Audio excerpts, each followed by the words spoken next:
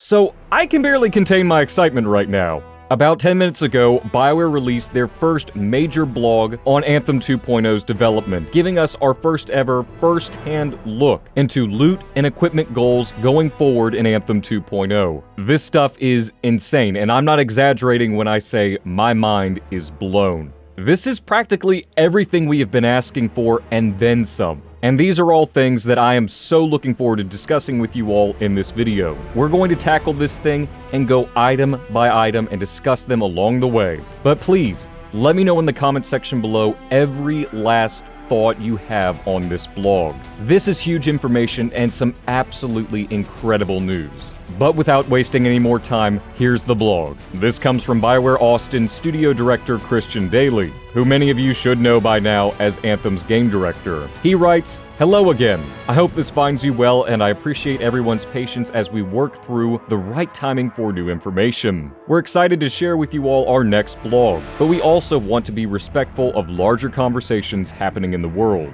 I recently started answering questions on Twitter and asked you all to name some of the changes you would be most interested in hearing about, and the response was pretty awesome. Lots of good topics and themes, and an excitement to know more about where we are going. So to kick this off, we thought a good starting place would be to go over our high-level goals and changes we're exploring with loot and equipment. Before we get started though, we love that we are able to share the progress and give a peek behind the curtain. That said, the ideas, images, and video clip below are works in progress, and all subject to change. Remember how the sausage is made." He starts off with the topic of satisfying loot experience. A good player experience depends on the loot system being extensible and robust, and a lot can go wrong.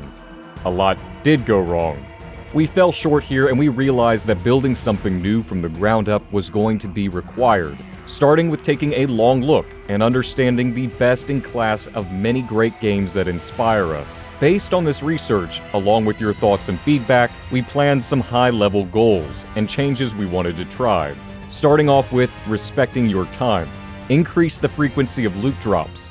Loot is viable more often. All items are better and more competitive, but there's still a chance of getting something exceptional. All loot rarities have strategic value through progression. I mean, the first bullet point should say it all. Increase the frequency of loot drops. For a looter-shooter game, the loot always felt pretty scarce. And by the time we did get items we wanted, like legendary items, the rolls on them would be so abysmal that it really didn't feel like loot mattered, or that, oh damn, there went my one legendary every 6 hours. I'll be very interested to see how they bring that statement, loot is more viable more often, to life. But I'm hopeful, especially with Christian stating, all items are better and more competitive, but there's still a chance of getting something exceptional. So god rolling will obviously still be a thing. That's pretty much a thing in any looter-shooter based game. Moving on, we have embrace your choice. You can pursue specific loot without relying on randomness alone. Quests, specialized vendors, unique loot tables. Modify your loot, including re-rolling inscriptions and leveling up items. Gotta tell you, this already checks off two of my major gripes. What I'm hoping for when they say quests for loot, they're talking about specific things. Let's say, for example, that Jara's Wrath is the weapon I'm trying to chase right now. My hope is that we would have a specialized quest that would rotate through every now and again that would always reward you Jara's Wrath, and you could run that quest over and over again. Again, that's just something I would like to see, or that's what the quest mentioned seems to mean to me, but of course, we will as always wait and see what we'll actually get. Now, when it comes to specialized vendors, we've technically had that for a while, with our Cataclysm vendor, and one other vendor that I'm spacing out on right now. Specialized vendor for weapons and loot, pretty awesome. And unique loot table. While we don't know what that's going to look like, I'm already liking the sound of it. Though the biggest thing for me is modifying your loot and re-rolling inscriptions and leveling up items. You all know too well how difficult it is to find, let's say, that one weapon that you've been looking for forever to add to your collection, or that one ability that's eluded you for so long, only for you to get it and it has crap rolls. Being able to modify our weapons or modify our abilities and re-roll those junky inscriptions would be incredible and save you from the heartbreak of having to dismantle your precious loot that you've been looking for hours, and instead be able to re-roll it and give it new life. And leveling up items sounds cool, but it also makes me raise my eyebrow. Does this mean there's going to be a new level cap or new power cap? I certainly hope so. And I'd be curious to see how they're going to do that. By the way, we have our first screenshot of what these vendors could look like. And the first one is Risa Bryn. Many of you will remember Sentinel Bryn from the main story. She's that quirky Sentinel, and it looks like now she's going to be one of our vendors, offering critical quests, daily contracts, weapons, and power weapons. I'd be interested to see what critical quests are actually going to reward you with, as they have the same tint of yellow as our typical legendary drops. But more on that later perhaps, and yes, while the UI does look rough, it still looks infinitely better and far less confusing than anything we have right now in the game. Next up we have creating a rewarding loot experience. Loot feels exciting and more noticeable when it drops and is celebrated when collected. Rare enemies, aka walking treasure chests, create exciting moments to get a burst of loot all at once. Now we have our first look of the new footage of one of these rare loot chest guys, and it looks like loot will come towards you like a vacuum. Not to mention there's some pretty cool stuff here. For example, look over to the right. We get coin from killing enemies now.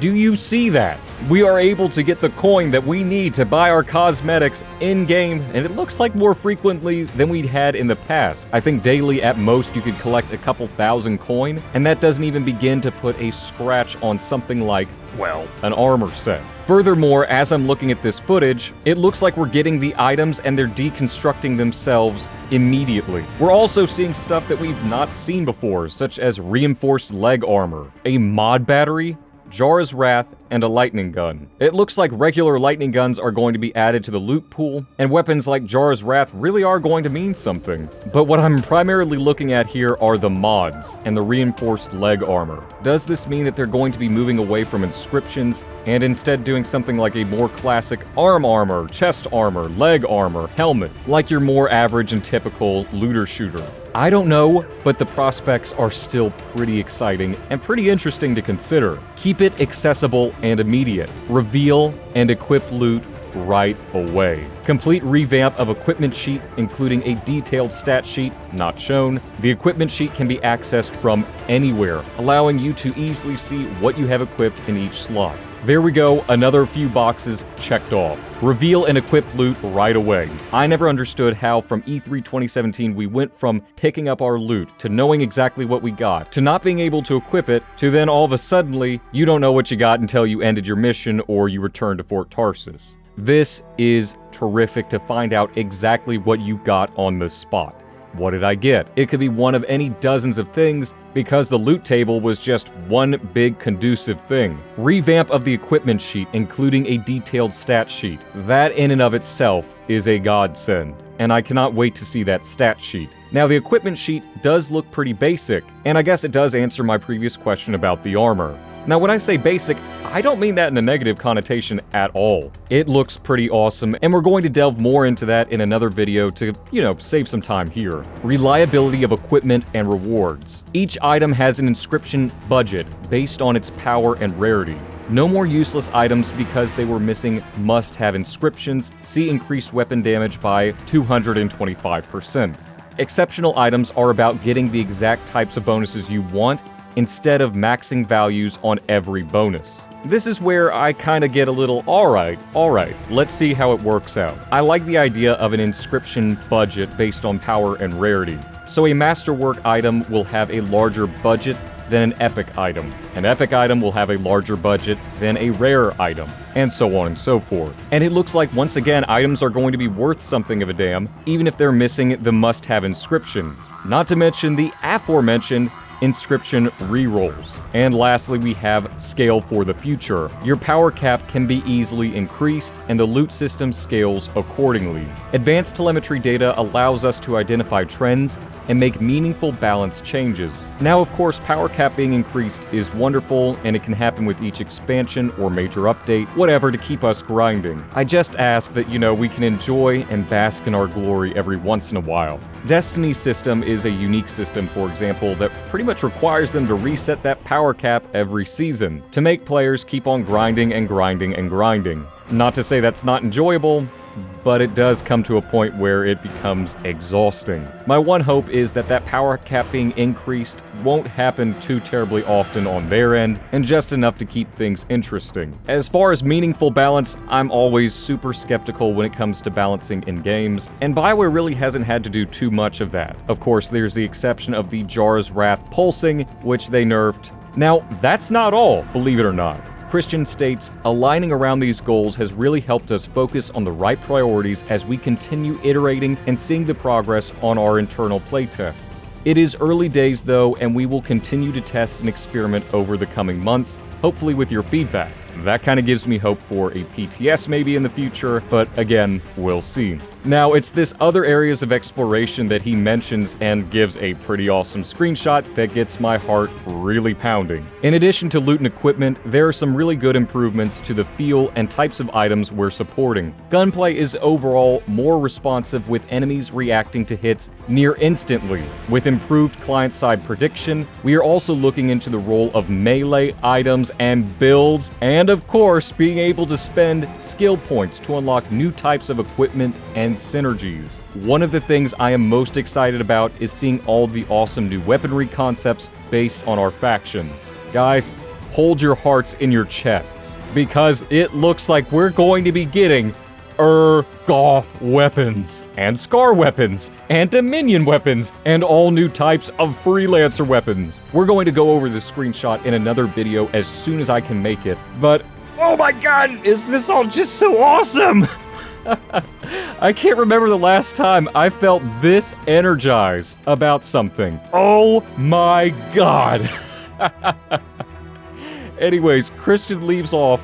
Until next time, I hope this gave you some context to the changes we are testing around loot and equipment and what the future blogs might dig into. Changes like these are exciting to us and hopefully you as well. But I want to set expectations that there is still a lot of work behind each of these, and in some cases, a rather large tech understanding. This is not an easy fix, and will take time. Thank you again for your interest, curiosity, and passion for Anthem. Please keep engaging online, asking questions, and continuing to be a part of making the game better. Stay safe, be kind to one another, stronger together. Christian. What are my overall thoughts of this blog post? Oh my god. They have hit every nail on the head and every major concern that we have had about loot and then some. I think the best way to put it is my mind is blown right now, my heart is racing, and really, I want to stop talking and hear what you all have to say about this. So please, let me know in the comments section below what your thoughts are on all of this. Do not skip out on any detail because I will reply to you if there is conversational potential and if there is time. And if you want to stay up to date on all things about Anthem 2.0 as it develops up to the minute, then be sure to leave a like and subscribe, as it really does help me out and allows me to reach more freelancers just like you. As always, I hope all of you fantastic freelancers have a phenomenal day, and I'm looking forward to seeing each and every last one of you in the next video very soon. And remember, freelancers, we are strong alone, but we are so much stronger together.